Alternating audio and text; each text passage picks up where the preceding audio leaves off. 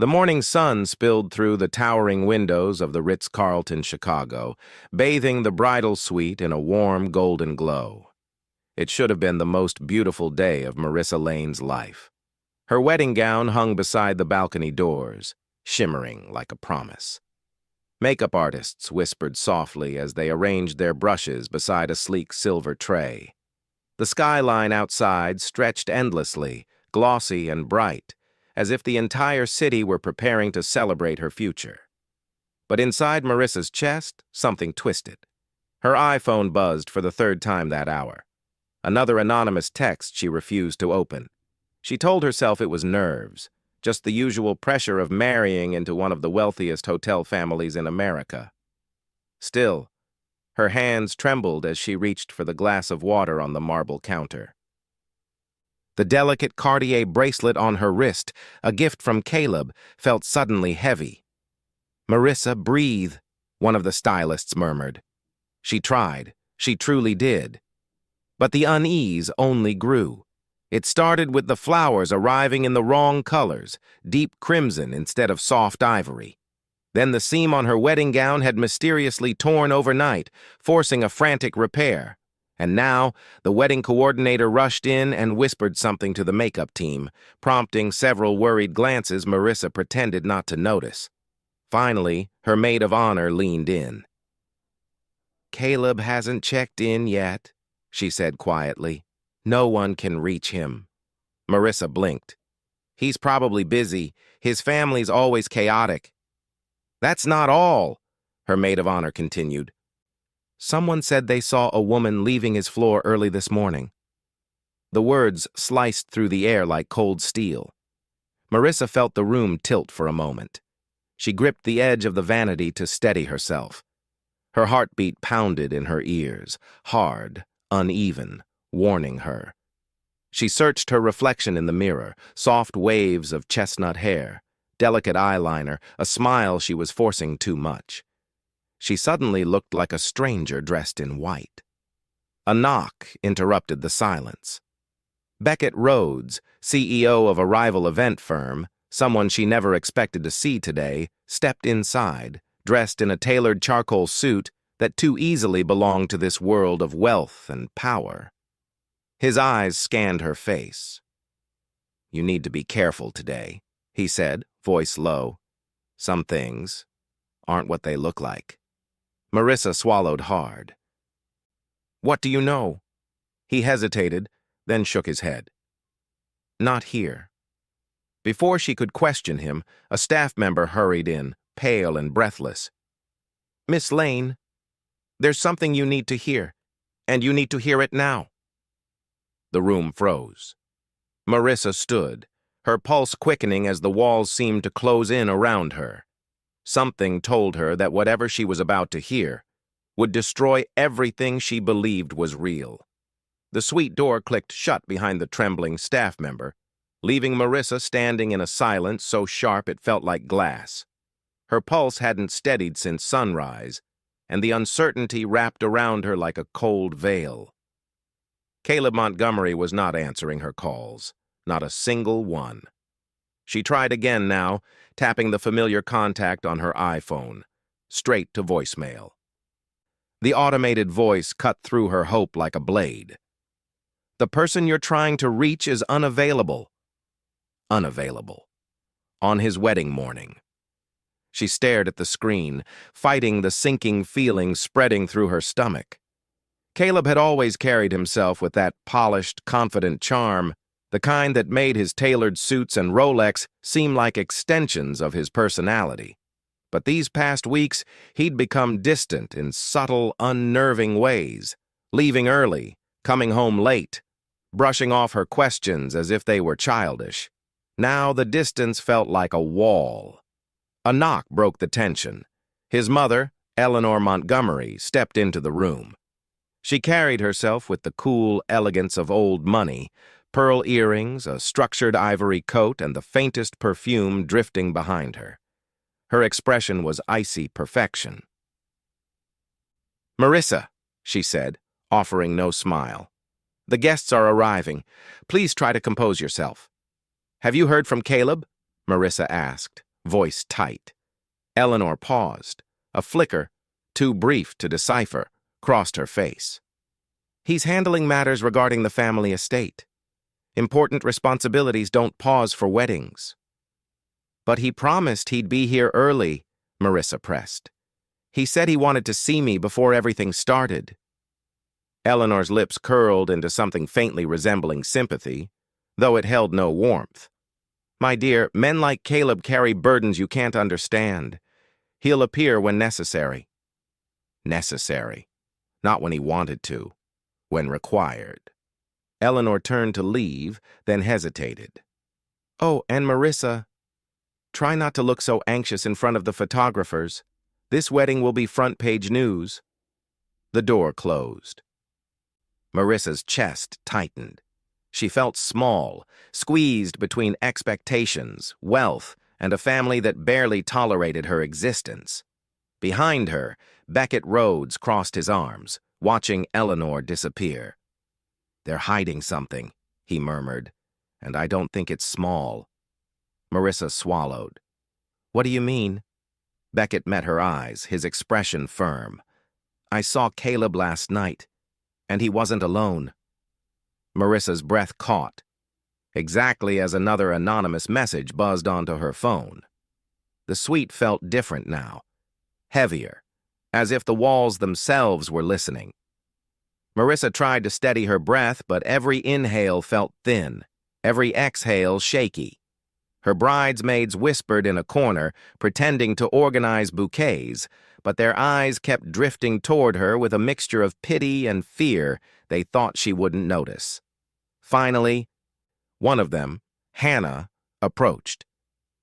Marissa, there's something you should know, she murmured. She kept glancing at the door as if someone might burst through at any moment. This morning, one of the hotel attendants said they saw Caleb leaving the service elevators around 5 a.m., and he wasn't alone. The words lodged in Marissa's chest like a shard of ice. She forced herself to ask, Did they say who she was? Hannah shook her head, chewing her lip. Only that she was younger, tall, wearing a silver dress from last night's rehearsal dinner. The exact color Sloane Whitmore wore. Marissa gripped the edge of the vanity to keep her knees from buckling. Her reflection stared back at her, pale, frightened, yet trying desperately to remain composed. She didn't want to jump to conclusions. She didn't want to believe the worst about the man she was supposed to marry in less than an hour, but suspicion had begun threading itself through everything, like a slow, poisonous leak. Then the door opened again. A delivery employee wheeled in a large white box. For the bride, he said softly before exiting. Marissa frowned. I didn't order anything. Hannah helped her lift the lid. Inside was her wedding bouquet, except it wasn't the soft blush arrangement she had approved. These flowers were stark white lilies mixed with black calla stems, an eerily funereal combination. And tucked among the petals was a small silver envelope. Her fingers trembled as she opened it. A single line, typed in clean serif font, stared back at her. You deserve to know the truth before you say, I do. No name, no signature, no explanation. Her heart pounded so loudly she could barely hear Hannah whisper, Marissa, someone is trying to warn you. Behind her, Beckett Rhodes stepped forward, having lingered quietly near the doorway. His expression hardened as he saw the bouquet. That's not a warning, he said. That's a push. Someone wants you to look deeper. Marissa swallowed, throat tight. Into what? Beckett met her eyes. Into Caleb, and into why he's really marrying you. Another buzz hit her phone. Another anonymous message, vibrating like a countdown. Marissa's hands were still trembling when she stepped away from the ominous bouquet. The suite felt too small, too bright, too exposed. She lifted her iPhone, intending to call Caleb again, anything to ground herself, but before she could dial, the device vibrated with a new notification. Voicemail. Unknown number. Her breath hitched. With hesitant fingers, she pressed play. At first, all she heard was static, a faint rustling, as if someone were covering the microphone. Then a man's voice, distorted but unmistakably urgent, poured through the speaker. "Marissa, you need to stop this wedding. Caleb isn't who he says he is. He's using you." The message cut off abruptly. For a moment, she couldn't breathe. Hannah stepped closer. "Who was that? Do you recognize the voice?" Marissa shook her head, though something about the caller's cadence felt disturbingly familiar. She replayed the voicemail, straining to catch a detail, a background noise, a tone, anything that could anchor her. But the message was clipped, almost surgically clean, as if whoever made it knew how to avoid being traced. Beckett Rhodes remained leaning against the doorframe, arms crossed. Expression unreadable. "Let me hear it." She hesitated. Beckett was still a rival in many ways, but something about his steady presence made her hand lift the phone toward him. He listened without a word, his jaw tightening with each second. "That wasn't a prank," he said. "Someone's genuinely trying to warn you." "Warn me about what?" Marissa whispered. "About Caleb? About his family? About—" She stopped herself. The questions flooded her faster than she could form them. Beckett's gaze softened slightly. "Marissa, men like Caleb Montgomery, they don't disappear on their wedding mornings. They don't break patterns unless something big is happening." A gentle knock interrupted them. This time it wasn't a delivery employee. It was a hotel security officer standing stiffly in the doorway. "Miss Lane," he said, voice careful, "there was an incident on the 36th floor. We were told to notify you." Marissa's skin prickled. "What kind of incident?" He hesitated. "We found personal belongings that appear to be yours, in a room you weren't registered to use." Her heart thudded painfully. "My belongings? Like what?" The guard swallowed. "Your veil, and a handwritten note addressed to you." Hannah gasped. Beckett straightened. Marissa felt her pulse collapse into a single, icy beat. The guard added quietly, "The note says you're marrying the wrong man." Marissa followed the hotel security officer through a series of quiet service hallways, far from the glittering lobby where guests were beginning to arrive. Each step echoed off the polished concrete floors, amplifying her anxiety. The bridal suite had felt suffocating, but this narrow, dimly lit corridor felt worse, like walking into the shadows of someone else's secrets. They stopped at an unmarked door on the 36th floor. "This room isn't usually accessible to guests," the officer explained. "Maintenance uses it occasionally, but this morning, someone requested access with Caleb Montgomery's credentials." Marissa's breath faltered. Caleb had been here? The officer opened the door. A chill slid down her spine.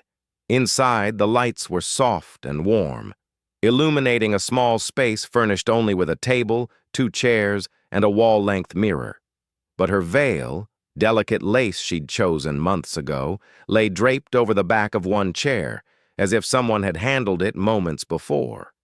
And beside it, on the table, sat a folded piece of thick stationery with her name written in elegant cursive. Marissa approached slowly, her heels silent against the carpet. She unfolded the note with trembling fingers. "Marissa, you're marrying into danger you don't see yet. Look beyond the aisle before it's too late." No signature. No clue. Behind her, Hannah whispered, "Who would write something like that? Someone close to Caleb? Someone trying to stop the wedding?" Beckett, who had insisted on coming with her, studied the room with sharp eyes. He stepped toward the mirror, running his hand along its edge. "This isn't just a random meeting room," he murmured. "It's designed for private conversations. High-profile guests use places like this to avoid being seen." Marissa tore her gaze from the cryptic note. "But why leave my veil? Who wants me to find this?" Beckett looked at her through the reflection. someone who needs you to start questioning everything. Just then, a faint vibration buzzed through the room. Her phone, another anonymous text. She opened it with a knot in her throat. He didn't sleep alone last night. Her vision blurred. Hannah grabbed her arm to steady her. Marissa, maybe this is all a misunderstanding, someone trying to sabotage the wedding. But Marissa knew deep down that this wasn't sabotage. This was revelation, and she had only seen the first crack in a much larger fracture. The officer cleared his throat. Miss Lane, there's also camera footage from this hallway. Would you like to see who entered? Marissa's heart stopped. She whispered, barely audible. Show me. The security officer led them to a small monitoring room tucked behind a restricted access door. The air inside buzzed faintly with the hum of servers, and multiple screens flickered with hallway footage from the upper floors. Marissa wrapped her arms around herself, suddenly aware of how cold the room felt. The officer clicked open a file labeled with a timestamp, 5:12 a.m. There, he said, pointing at the screen. Marissa leaned in, her breath stilled. Caleb appeared in the frame, still wearing his charcoal rehearsal suit, his tie hanging loose, his hair slightly disheveled. He looked nothing like a groom, hours away from his wedding. He glanced down the hallway cautiously, then swiped his keycard to unlock the hidden room they had just visited. But it was who followed him that made Marissa's stomach drop. Sloane Whitmore. Her silver dress shimmered like mercury under the security lights. Hannah gasped. Beckett swore under his breath. Marissa could only stare, numb, as she watched the footage. Caleb holding the door open for Sloane, his hand on the small of her back. Sloane leaning in close, her laugh echoing through the muted recording.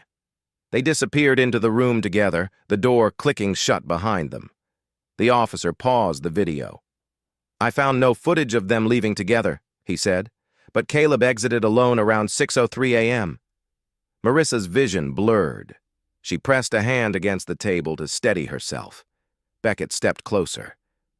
Marissa, I'm sorry. But she shook her head. She needed answers. Something concrete, something undeniable. Is there audio? She whispered. The officer hesitated. Hallways don't have audio, but the hidden room does. It's for security reasons. He clicked another file. The moment the audio started, Marissa felt the ground shift beneath her. Caleb's voice filled the room, smooth, confident, terrifyingly casual. After the ceremony, we move the assets. She signs everything. She'll never know what hit her. Sloane giggled softly. Poor Marissa. She thinks this is about love. Marissa's throat closed. Her knees nearly buckled. Caleb again. It's business. She's perfect for the merge, and once it's done, she's irrelevant.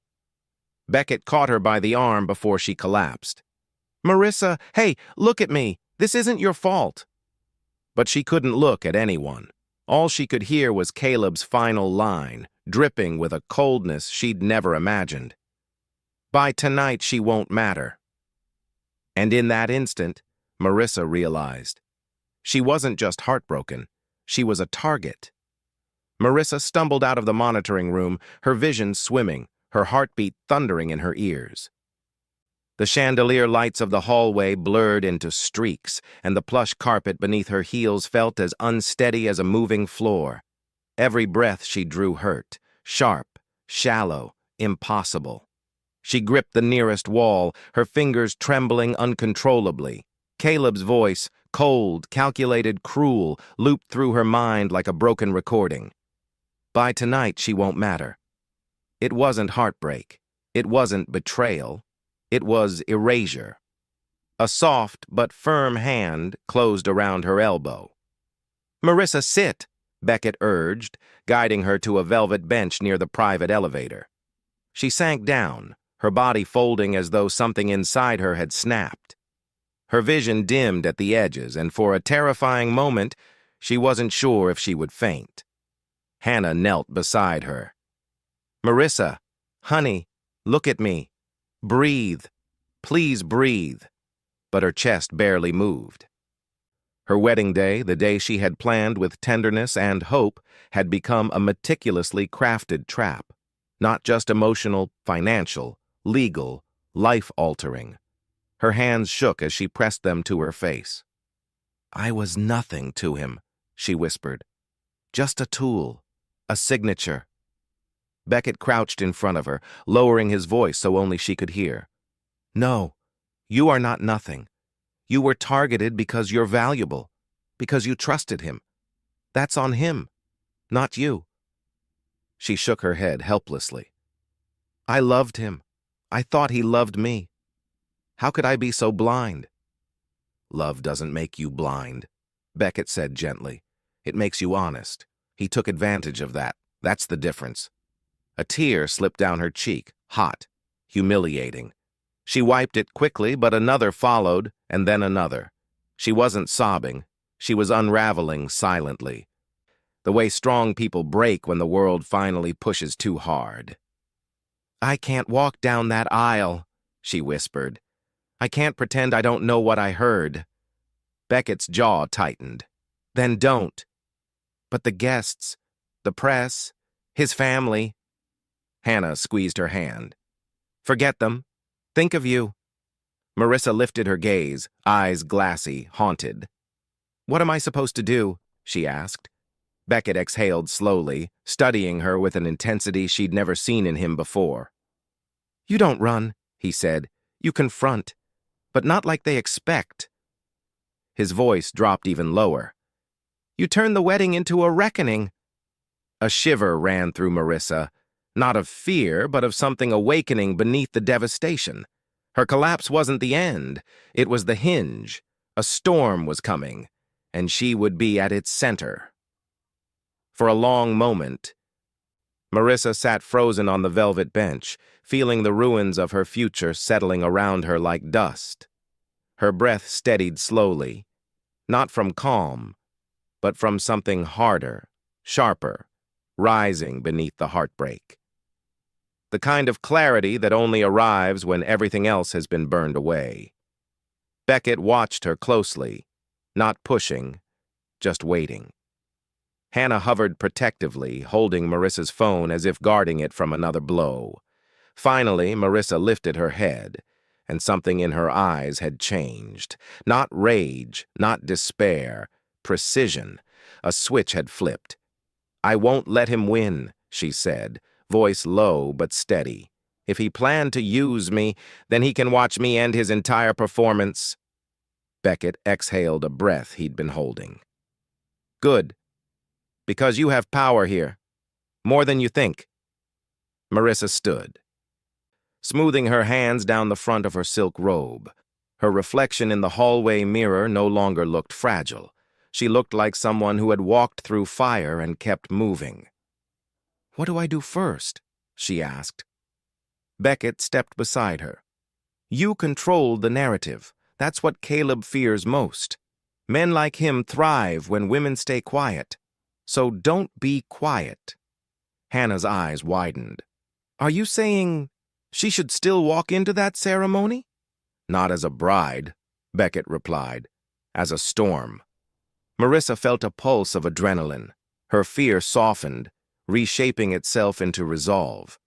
She thought of the guests filling the gold-trimmed ballroom, the photographers waiting by the aisle, the Montgomery family expecting to parade her as a decoration. No, not today. She turned to Hannah. "I need my second gown, the ivory one with the structured shoulders." "That one?" Hannah blinked. "It's bold." "Exactly," Beckett nodded approvingly. "You'll look untouchable." As Hannah hurried off, Marissa crossed to the window. The Chicago skyline glittered below. Steel, glass, ambition.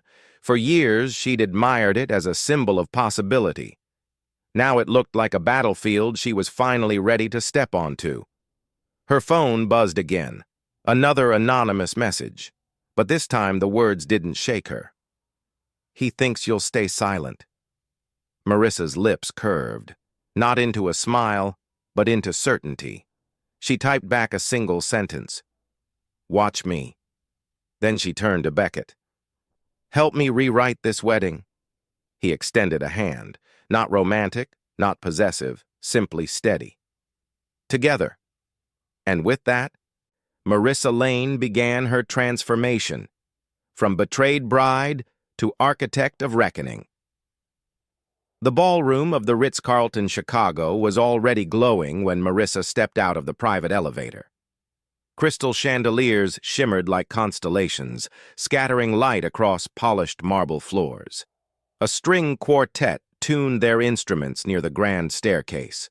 Servers in crisp black and white uniforms drifted between tables adorned with towering floral arrangements. Everywhere she looked, the city's elite gathered: politicians, investors, luxury brand executives, socialites draped in silk and diamonds. The kind of guests who measured worth not in kindness, but in power. Marissa paused in the doorway, her second gown hugging her frame like armor. The structured shoulders gave her a regal silhouette, and the subtle sheen of the fabric caught the light with every breath she took. She no longer looked like a bride. She looked like a reckoning walking quietly into the room. Whispers began instantly. "Is that the bride? She looks different. Where's Caleb?"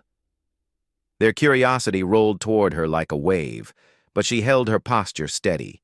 If fear existed inside her, it was nowhere to be seen. By the bar, Eleanor Montgomery's lips tightened the moment she spotted her. The matriarch glided over, her designer heels clicking sharply against the floor. "Marissa," Eleanor said, voice laced with irritation, "the ceremony begins in 30 minutes. Why aren't you in the bridal suite preparing? And where is your original gown?" Marissa smiled politely, cold, controlled. "Plans changed." Eleanor narrowed her eyes. "What does that mean?" Before Marissa could answer, a photographer from a major lifestyle magazine aimed his camera at her. "Miss Lane, one photo before the ceremony?" She angled her chin slightly, letting the camera capture not a shy bride, but a woman with quiet command. The flash illuminated her face, frozen at the intersection of heartbreak and defiance. Somewhere in the crowd, she spotted Sloane Whitmore descending the staircase, silver dress shimmering like a taunt. Sloane's confident smirk faltered when she noticed Marissa staring directly at her, not with pain, but with knowledge. Beckett Rhodes slipped beside Marissa, voice low enough for only her to hear. "You're controlling the room already? Good." "Are the files prepared?" Marissa asked softly. He nodded. "Everything's ready. The moment you give the signal, the truth goes public." Marissa exhaled slowly. The guests didn't know the script had changed. Caleb didn't know the bride no longer played the role he'd written for her. And as the orchestra began the prelude for the ceremony, Marissa stepped forward, ready to flip the world he'd built upside down. Caleb Montgomery entered the ballroom like a man stepping onto a stage built solely for him. His custom-tailored navy tuxedo fit him with effortless perfection, the subtle glint of a platinum watch peeking beneath his cuff. He walked with the confidence of someone who believed the world, and everyone in it, would always bend to his desires. He had no idea the ground beneath him was already cracking. Guests turned as he passed, offering congratulations and admiration. Caleb flashed charming smiles, shaking hands, laughing too loudly, too confidently. Not once did he look toward the doorway where Marissa had stood moments earlier. He assumed she would be waiting, obedient, tucked away in the bridal suite like a decorative accessory. But when he finally glanced toward the far end of the room and saw her standing in the open, chin lifted, posture powerful, eyes unreadable, he stopped mid-step. He hadn't expected that. Still, his arrogance resurfaced quickly. He smoothed his lapel and approached her with a smirk that didn't reach his eyes. "Marissa," he said smoothly, "you're supposed to be upstairs. We have a schedule to follow."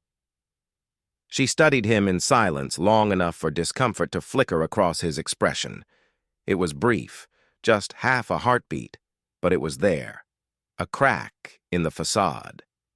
"I made some changes," Marissa replied evenly. Caleb's jaw tightened. "Without consulting me?" "It's my wedding, too," she said. He leaned in slightly, lowering his voice. "And it will go exactly as planned. We can't afford chaos today." Behind them, Beckett observed Caleb with unmasked disdain. It clearly irritated the groom. Caleb shot him a glare. "Why is he here? He wasn't on the guest list." Marissa didn't blink. "I invited him." "You did what?" Caleb hissed. "Marissa, we talked about who fits the image for this event." She almost laughed. Image. That was all she had ever been to him. Before she could respond, Sloane Whitmore glided into view, pretending to admire a floral display but positioning herself too close, too conveniently. Her silver dress caught the light like a blade. Caleb's eyes flicked toward her for a split second, a moment he shouldn't have allowed. Marissa saw it. Beckett saw it. The entire dynamic shifted. Caleb straightened again, trying to maintain control. "Let's get through this ceremony. Afterward, everything will make sense." Marissa stepped back, her voice calm, almost gentle. "Oh, Caleb, after the ceremony, everything will make sense indeed." For the first time that day, Caleb Montgomery looked genuinely afraid. The bridal preparation suite was quiet when Marissa returned, but it no longer felt like a sanctuary. It felt like a war room. The soft ivory walls, once comforting, now reflected a sharper, colder light. Her original wedding gown still hung near the balcony, a symbol of the woman she had been only hours ago. Hopeful, trusting, unaware of the storm rising around her. She walked past it without a second glance. Hannah stood ready, holding the second gown, sleek ivory satin with sculpted shoulders and a commanding silhouette. It wasn't delicate, romantic, or soft. It was a declaration. "Are you sure about this?" Hannah whispered. Marissa nodded. "I'm done looking like someone he can control." As she stepped into the gown, the cool fabric molded to her form. Every seam, every fold, made her feel more anchored, more deliberate. Hannah zipped the back carefully, her hands trembling with a mix of fear and awe. "You look," Hannah swallowed, "different." "Good," Marissa said. "I need to be." She moved to the vanity, sweeping her hair into a polished, low twist. Her trembling earlier had vanished. Her hands were steady. She applied a muted lip color, clean, precise, and brushed a final touch of powder across her cheeks. In the mirror, a new version of herself stared back. Not the broken bride, not the victim. A woman reborn. A soft knock sounded. Beckett stepped in, holding a discreet black folder embossed with gold lettering. "Everything's ready," he said, "if you want to see it." Marissa took the folder, her pulse quickening. Inside were financial records, legal statements, digital copies of Caleb's plan, evidence meticulously assembled over the last 2 hours. Evidence that would end the Montgomery Empire's illusion and protect her from every trap Caleb had set. "You gathered all this so fast?" she asked quietly. Beckett shrugged lightly. "I've had my suspicions about Caleb for years. I just didn't have the right reason to dig deeper until now." Her throat tightened, not from sadness, but gratitude. "Thank you." He met her eyes, steady and sincere. "Just make sure you walk into that ceremony with your head high. The truth deserves a strong messenger." Marissa inhaled slowly, letting the weight of the moment settle. Then she lifted her chin. "Let's give him the wedding he deserves." She stepped toward the door, gown sweeping behind her like a blade of light. And as she walked out, the bride was gone. Only the storm remained. The ballroom doors stood wide open, revealing an aisle lined with white roses and flickering candles arranged in tall crystal vases. The string quartet began playing a soft prelude, a melody so gentle and pure it almost mocked the storm building beneath the surface. Guests shifted in their seats, murmuring with anticipation, blissfully unaware that the ceremony they were about to witness was nothing like the one planned. Caleb stood at the altar, straightening his cuffs as if preparing for a magazine cover. His polished smile remained firmly in place, though subtle tension pulled at the corners of his jaw. Every few seconds, his eyes darted toward the entrance, expecting Marissa to appear in the gown he had approved, carrying the bouquet chosen to match the Montgomery family colors. He didn't know she had rewritten the script. Behind the double doors, Marissa waited in silence. The sleek ivory gown hugged her form with sculpted precision, the structured shoulders giving her the presence of someone who commanded entire rooms, not begged for space in them. Her pulse thrummed, not with fear, but with purpose. Hannah squeezed her hand. The moment you step out there, everything changes. That's the point, Marissa whispered. Beckett stood slightly behind them, hands clasped. Posture steady. Just remember, he expects compliance. Give him the opposite. The cue from the quartet changed. It was time. The hotel coordinator pushed the doors open, and a hush fell instantly across the ballroom. Marissa stepped forward. Gasps rippled through the crowd. She wasn't the delicate vision they expected. She was a force. Calm, composed, radiant with clarity. Her footsteps echoed across the marble aisle, slow and deliberate, each one landing like a statement. Caleb's confident smile wavered. He whispered harshly as she reached the altar. "What are you wearing? Why did you change everything?" Marissa held his gaze, unmoved. "Because everything changed." He forced a laugh, glancing nervously at the guests. "Let's not make a scene." She leaned in slightly. "Oh, Caleb, I'm not making a scene." Then she turned toward the officiant with a serene smile. "I'm revealing one." The guests exchanged confused glances. The faintest hum of unease moved through the ballroom. Cameras lifted. Phones discreetly recorded. And Caleb Montgomery, for the first time that morning, seemed to understand. The ceremony wasn't unfolding for him. It was unfolding because of him.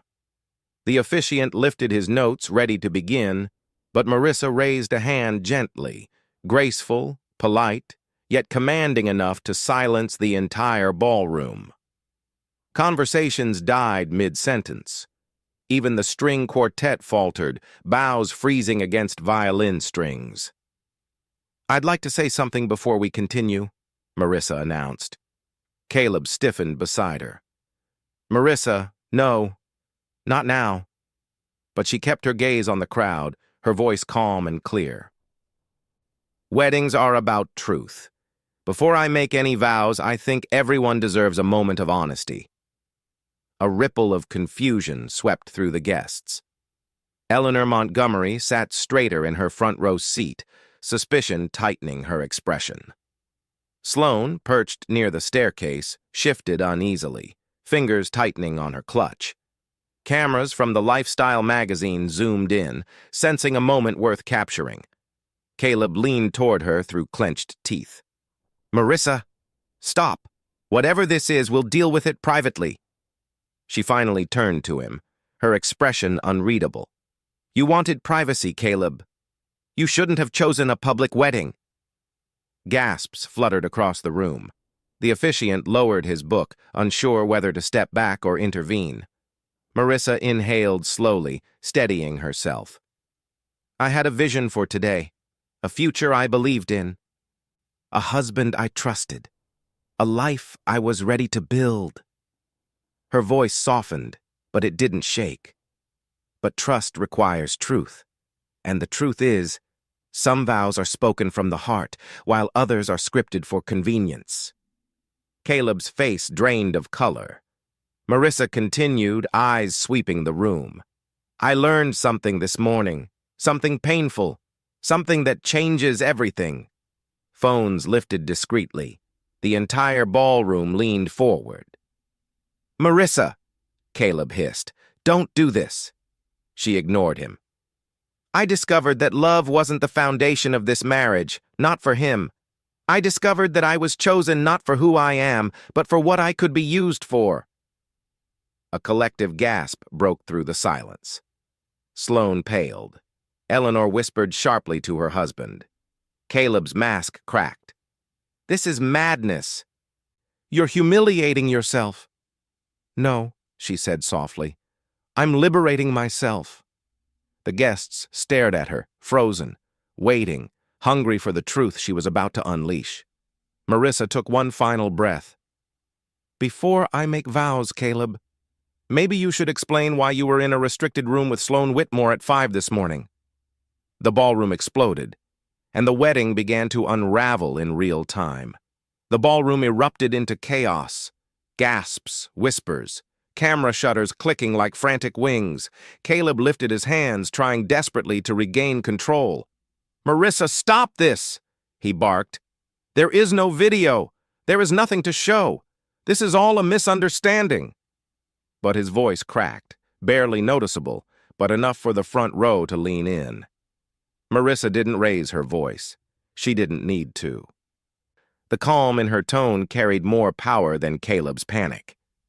Then you won't mind proving it. A ripple of anticipation swept the room. Beckett, standing near the audiovisual booth, tapped a command into a sleek MacBook Pro connected to the ballroom's massive LED display. The orchestra fell silent. Lights dimmed. Guests turned toward the screen with collective breath held. Caleb spun around. Turn that off. That's not authorized. But the hotel technician ignored him. Beckett had already provided the legal override. The screen flickered to life. At first, only grainy hallway footage appeared. But as the timestamp sharpened into view, 5:12 a.m., the room drew in a single, unified breath. There was Caleb, his suit rumpled, his tie loose, his expression cautious as he scanned the hallway. Then Sloane Whitmore stepped into frame. Her silver dress shimmered under the security lights. She smiled up at him, touching his arm in a way no colleague ever would. Caleb opened the hidden room door for her, his hand lingering on her back. A wave of horrified murmurs swept through the crowd. Eleanor Montgomery pressed a hand to her chest. Sloane froze on the staircase, eyes widening in terror. Caleb lunged toward the technician. Turn it off now! This is private property. This is illegal! But before he could reach the booth, audio began to play. Caleb's voice filled the ballroom speakers with chilling clarity. After the ceremony, we move the assets. She signs everything. She'll never know what hit her. Sloane's soft laugh followed. Poor Marissa. She thinks this is about love. The ballroom went deathly still. A guest whispered, Oh my God. Another gasped. He was using her. Caleb whirled toward Marissa, his face drained of blood. This is manipulated. It's taken out of context.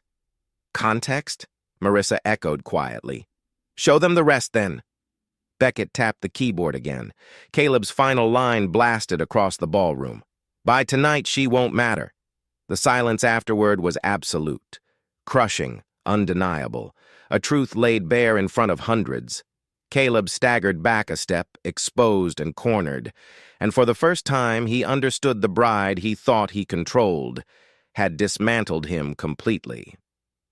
The ballroom erupted into a frenzy, voices overlapping, chairs scraping, guests rising to their feet in disbelief. Caleb stood frozen, his expression collapsing into something raw and desperate. But it was Sloane Whitmore who moved first. Her heels clacked violently against the marble as she turned, pushing through stunned guests. The silver dress that once shimmered like confidence now looked like a warning flare. Panic distorted her features. Don't let her leave, someone shouted. She's in the video, too. Sloane's breath came in sharp gasps. She shoved past a waiter, nearly toppling a tray of champagne flutes. The exit doors loomed ahead, her only chance to outrun the consequences spiraling toward her. But the moment she reached the lobby, flashes exploded around her, reporters, dozens of them. Their voices crashed like waves. "Miss Whitmore, were you having an affair with the groom? Did you know about the financial scheme? Is it true you helped orchestrate the fraud? Who is the real mastermind, you or Caleb Montgomery?" Sloane recoiled, shielding her face with trembling hands. "Stop! Get those cameras away from me!" Security moved quickly, but the damage had already been done. The footage of her fleeing, wide-eyed, frantic, was already streaming on half a dozen phones aimed directly at her. Back in the ballroom, Marissa stood unmoving, watching the downfall unfold with a quiet, steady breath. She didn't smile, she didn't gloat. But the heaviness pressing on her chest had begun to lift, just slightly. Caleb lunged toward her. "You planned this! You vindictive—" Beckett intercepted him instantly, stepping between them. "Careful, Caleb. Every camera in here is still rolling." Caleb stopped, chest heaving, sweat beading at his temples. The arrogance he once wore like armor had cracked into something ugly and unhinged. Marissa met his eyes unflinching. "You built this mess yourself." Outside, Sloane's cries echoed faintly as security escorted her toward a private hallway, but not before reporters captured every second. Her reputation, carefully constructed, meticulously polished, was dissolving in real time. Guests whispered sharply, "She was in on it." They ruined themselves. Marissa deserves better. Caleb is finished. The orchestra remained silent, instruments resting in their musicians' hands like forgotten props in a collapsing play. Caleb's voice broke through the noise, low, frantic, bitter. "This isn't over. You made a fool of me." Marissa stepped closer, her gaze colder than he had ever seen. "No, Caleb. You did that all on your own." And as security moved in his direction, Caleb finally realized he wouldn't be walking out of this ballroom as a groom. He'd be lucky to walk out at all. Security closed in on Caleb before he could lunge toward Marissa again. Two guards positioned themselves between him and the guests, their calm professionalism a stark contrast to the unraveling Groom. "Mr. Montgomery," one guard said firmly, "we need you to step back." Caleb scoffed. "Step back? This is my wedding. Do you know who I am?" "Oh, they know," Beckett murmured, arms crossed. "The problem is, you're not the man you pretend to be anymore." A wave of uneasy laughter swept through the crowd. Caleb's fury deepened, veins pulsing at his temples. He looked around desperately for support, but the faces staring back at him were no longer admiring. They were horrified, disgusted. Some recorded openly, not bothering to hide their cameras now. Eleanor Montgomery pushed through the crowd, eyes blazing. "Caleb, what is this? What have you done?" Her son grabbed her arm. "Mother, it's not real. She edited the footage." But Eleanor had already seen enough. Her voice lowered to a cutting whisper. "You have disgraced this family." Behind her, board members of Montgomery Hotels exchanged grim looks. One of them, Mr. Kellerman, spoke quietly to the others. "This is catastrophic. Stockholders will demand immediate action." Another replied, "We'll need to call an emergency board meeting. If Caleb touched financial assets without authorization, he's finished." Caleb heard them, his face drained of color. "Wait, no, you can't do that. I'm the successor. This company—" "Not anymore," Mr. Kellerman said. "Your actions put the entire enterprise at risk." Marissa watched silently as Caleb tried to reclaim control of a narrative that had already slipped beyond his grasp. Every excuse he shouted only made him look more desperate. "You're all being manipulated," he yelled. "She set me up. She—" Beckett stepped forward smoothly. Funny, Caleb, because the evidence only shows you doing exactly what you planned. Caleb turned on him with a snarl. You think you can replace me? You think she'll choose you?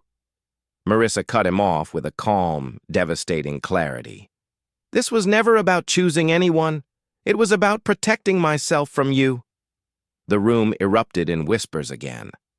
At that moment, a hotel manager hurried into the ballroom, expression urgent. Mr. Montgomery, he announced loudly. Federal agents just arrived in the lobby asking to speak with you. It concerns financial discrepancies involving your offshore accounts. The entire ballroom froze. Caleb staggered backward. No, this isn't happening. But it was. His downfall had officially begun. Caleb staggered backward as if the floor itself had shifted beneath him. The mention of federal agents rippled through the ballroom, pulling gasps from every corner. Even the quartet, still holding their instruments, froze mid-motion. Nothing about the moment felt real, at least not to the man who had always believed he was untouchable. No, this is a mistake, Caleb insisted, voice cracking. Someone set me up. You can't just... But the hotel manager stepped closer. They're waiting, Mr. Montgomery. They have documents. Warrants. Eleanor Montgomery brought a trembling hand to her mouth. Caleb, please tell me this isn't true.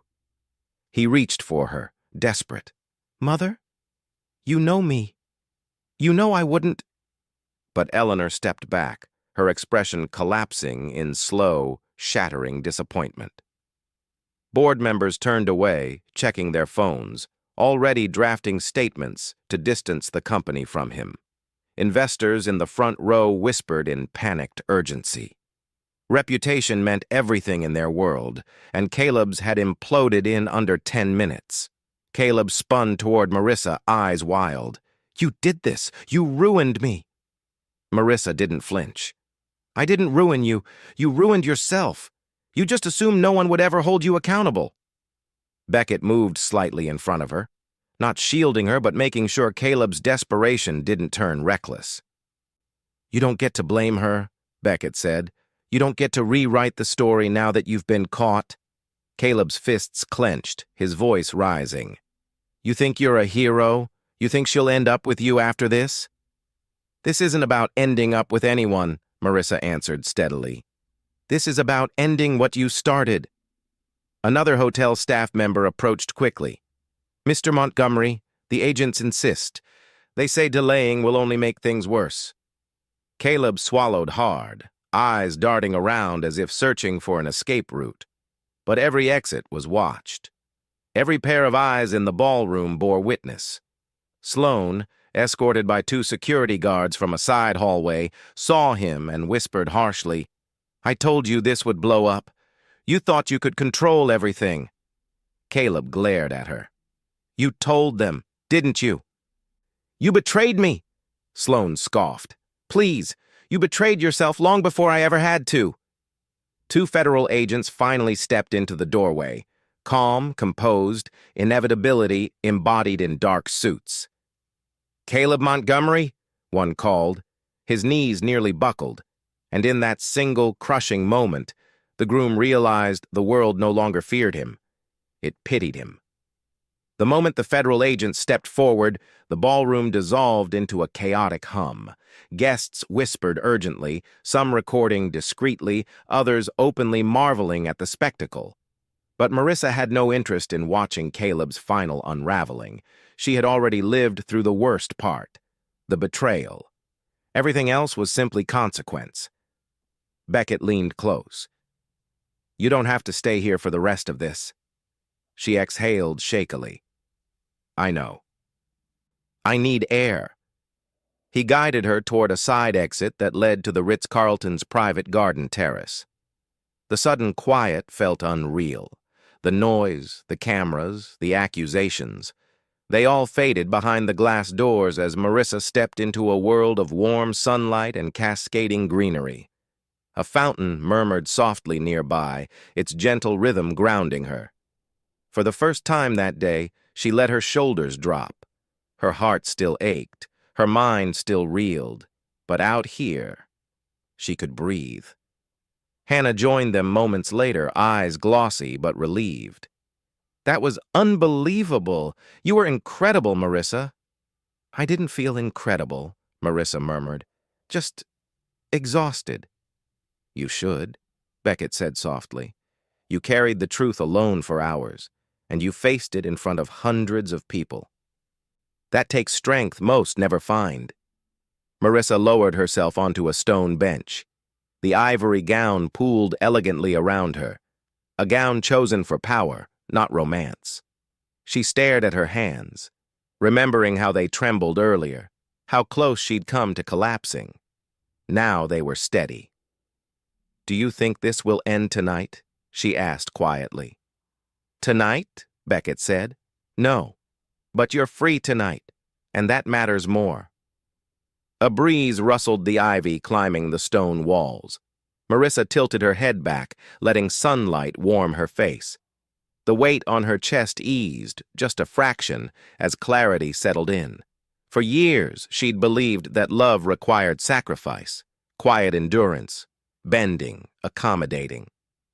But today had shattered that illusion. Love wasn't supposed to erase her, and Caleb never offered love in the first place.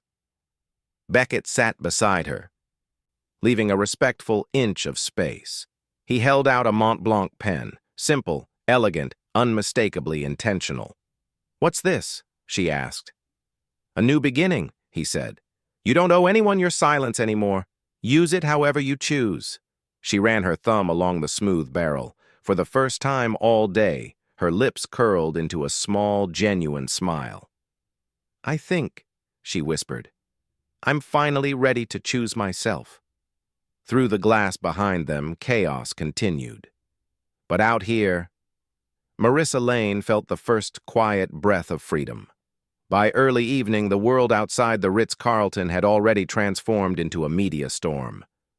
What began as a wedding had turned into one of the most sensational scandals Chicago had seen in years. News vans lined the street, reporters clustered behind barricades, camera flashes lit the sidewalk like strobe lights. And at the center of it all, Marissa Lane's name. Inside the quiet lobby lounge, she sat with Hannah and Beckett, sipping water, her ivory gown now draped beneath a soft cashmere shawl offered by the hotel staff. Her phone buzzed nonstop on the table beside her. "Don't look at it if you don't want to," Hannah said gently. "I should," Marissa replied, steady but cautious. "My life is out there whether I check it or not." She picked up the phone. Notifications flooded the screen. News alerts, trending hashtags, dozens of messages from people she hadn't spoken to in years. Marissa Lane. Truth at the altar. The bride who spoke a headline flashed across one of the news apps. Montgomery heir exposed in wedding scandal. Bride reveals fraud plot before ceremony. Another. Guests stunned as groom's secret audio leaks during luxury Chicago wedding. Hannah leaned in. "You're being praised everywhere. People are calling you brave." Marissa wasn't sure how she felt. She hadn't exposed Caleb to be praised. She'd done it because she'd been left with no choice. But the validation still felt strangely grounding. Beckett scrolled through his own feed, eyebrows lifting. "Look at this," he said, turning his screen. "Montgomery Hotels just released a statement. They're distancing themselves completely. Caleb has been suspended from all operations." Marissa exhaled slowly. "It's all happening so fast." "That's how truth works," Beckett said. "Once it surfaces, it spreads." Through the glass wall behind them, she saw Sloane being escorted out a side exit, paparazzi yelling her name. Her hair was disheveled, mascara smudged, far from the perfectly curated persona she once held. The world was no longer applauding her. It was documenting her fall. And then, another notification lit Marissa's phone. A personal message request from someone unexpected, Caleb's younger sister, Elise. Hannah's eyes widened. "Are you going to open it?" Marissa hesitated. Elise had always been quiet, distant, but not unkind. She tapped the message. Marissa, I'm sorry for everything you went through. I tried to warn you last month, but Caleb intercepted my call. If you ever need anything, support, protection, a witness, I'm here. Marissa blinked, overwhelmed.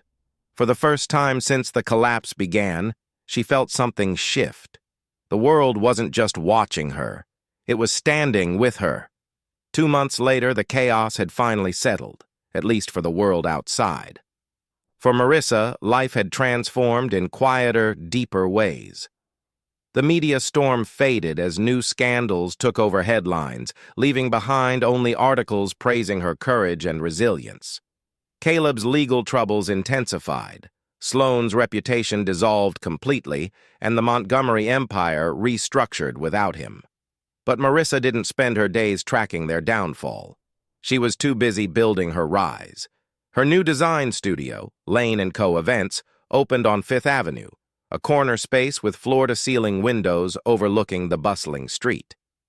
Sunlight streamed across marble floors each morning, illuminating mood boards, delicate floral samples, and her sleek MacBook where bookings poured in faster than she could accept them. She wasn't just surviving, she was flourishing. Hannah, now her operations manager, bustled inside carrying coffee. We're fully booked for fall weddings, she announced proudly, and 3 corporate galas want consultations next week. Marissa smiled, the warm kind that reached her eyes. Let's take it one step at a time. I want quality, not chaos. Hannah laughed. Look at you, calm CEO energy. But it wasn't calm, it was peace. A gentle knock at the glass door made both women turn. Beckett Rhodes stood outside, dressed in a tailored navy coat, holding a small bouquet of soft white peonies, the kind Marissa loved but never bought for herself. When she opened the door, he offered them with an easy, quiet smile. Thought your new office could use something beautiful, he said. It already has something beautiful, she replied, then blushed lightly. But I'll take these too. He stepped inside, looking around the studio with admiration. You built this fast. You helped me stand when I couldn't, she said softly. This is what came after. Beckett hesitated, then extended a velvet ring box, not flashy, not overwhelming, elegant in its simplicity. Marissa froze. Beckett. He opened it slowly. Inside was not a diamond, but a thin gold band engraved with a single phrase, a life chosen freely. No pressure, he said gently. This isn't a proposal, not yet. It's a promise that whatever pace you choose, friendship, partnership, someday more, I'll walk it with you, no secrets, no schemes. Marissa felt her throat tighten, not with pain this time, but gratitude. She placed her hand in his. Then walk with me. Outside, the Manhattan skyline glowed under a rising sun. A new chapter, a new heartbeat, a new beginning. Marissa Lane had lost a wedding, but she found her life, and just like that, our story comes to a close. But hey, my wonderful friends, you're still here, right? If you've stayed with me till this very moment, it means something in Marissa's journey touched your heart in a quiet, personal way. Maybe it reminded you of a moment you had to walk away from someone who didn't value you. Maybe it showed you that healing doesn't come from revenge. It comes from reclaiming yourself. The Stoics used to say, the obstacle is the way. And that's exactly what this story teaches us. Sometimes the heartbreak we fear the most becomes the doorway to the life we were meant to live. Marcus Aurelius wrote, "You have power over your mind, not outside events." Marissa couldn't control Caleb's actions, but she could control her response. And through that choice, she stepped into freedom, dignity, and a future she chose for herself. So if you're listening right now, remember this. Your worth isn't decided by anyone else. You get to rewrite your story at any moment. If this touched you, please like the video, share it with someone who needs strength today, and subscribe to our channel so you don't miss the next journey. We're in this together, always. This story is a work of fiction, created purely for entertainment and emotional reflection. All characters, events, and situations are imaginary and not based on real people or real incidents. Any resemblance to actual individuals or events is entirely coincidental. The purpose of this narrative is to explore themes of resilience, self-worth, and personal transformation in a dramatic, cinematic way.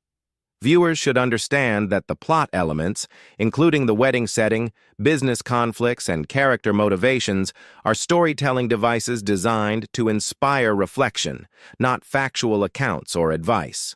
We encourage everyone to enjoy the story as creative content and interpret it as a symbolic journey rather than a depiction of real-world events. Thank you for supporting narrative videos like this and for helping keep our creative space safe and transparent for all viewers.